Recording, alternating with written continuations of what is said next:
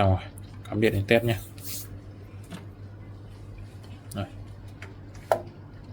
Rồi, cắm phát là sáng luôn này. Đây.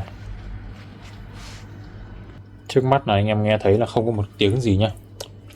Trước mắt là thấy ngon ngon đấy anh em ạ. Không nghe thấy tiếng sôi là ngon ngon rồi đấy. Chỉ cần như vậy thôi là đáng tiền rồi đấy. Bật này.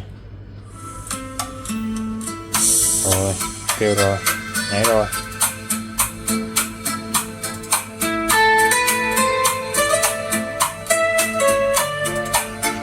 Ngon đấy.